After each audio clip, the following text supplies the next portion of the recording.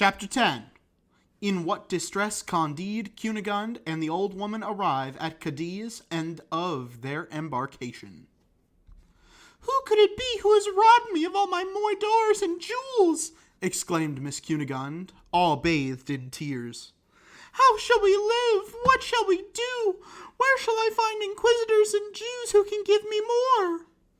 "Alas," said the old woman, "I have a shrewd suspicion of a reverend father, Cordelier, who lay last night in the same inn with us at Badajoz.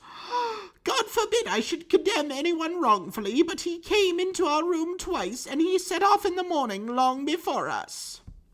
"Alas," said Candide, "Pangloss has often demonstrated to me that the goods of this world are common to all men, and that every one has an equal right to the enjoyment of them.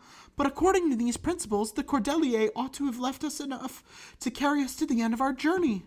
Have you nothing at all left, my beautiful Cunegund?"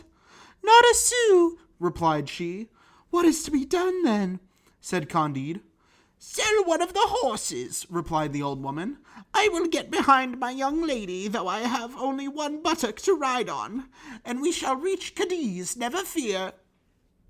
In the same inn there was a Benedictine prior who bought the horse very cheap. Candide, Cunegund, and the old woman, after passing through Lucena, Chelles, and Lebrija, arrived at length at Cadiz. A fleet was then getting ready, and troops were assembling in order to reduce the Reverend Fathers, the Jesuits of Paraguay, who were accused of having excited one of the Indian tribes in the neighborhood of the town of the Holy Sacrament, to revolt against the kings of Spain and Portugal. Candide, having been in the Bulgarian service, performed a military exercise of that nation before the general of this little army with so intrepid an air, and with such agility and expedition, that he gave him the command of a company of foot. Being now made a captain, he embarked with Miss Cunegund, the old woman, 2 valets, and the 2 Andalusian horses which had belonged to the Grand Inquisitor of Portugal. During their voyage they amused themselves with many profound reasonings on poor Pangloss's philosophy. "We are going now into another world," said Candide, "and surely it must be there that everything is best, for I must confess that we have had some little reason to complain of what passes in ours, both as to the physical and moral part." "Though I have a sincere love for you," said Miss Cunegund, "yet I still shudder at the reflection of what I have seen and experienced." "All will be well," replied Candide. "The sea of this new world is already better than our European seas. It is smoother, and the winds blow more regularly." "God granted," said Cunegund, "but I have met with such terrible treatment in this that I have lost almost all hopes of a better." "What murmuring and complaining is here indeed," cried the old woman. "If you have suffered half of what I have done, there might be some reason for it."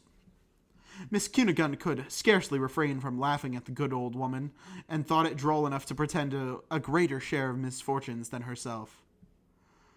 "Alas, my good dame," said she, "unless you have been ravished by 2 Bulgarians, have received 2 deep wounds in your belly, have seen 2 of your own castles demolished, and beheld 2 fathers and 2 mothers barbarously murdered before your eyes, and to sum all up, have had 2 lovers whipped at an auto da fe, I cannot see how you could be more unfortunate than me.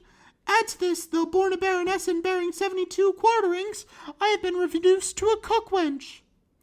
"Miss," replied the old woman, "you do not know my family as yet, but if I were to show you my backside, you would not talk in this manner, but suspend your judgment." This speech raised a high curiosity in Candide and Cunegund, and the old woman continued as follows.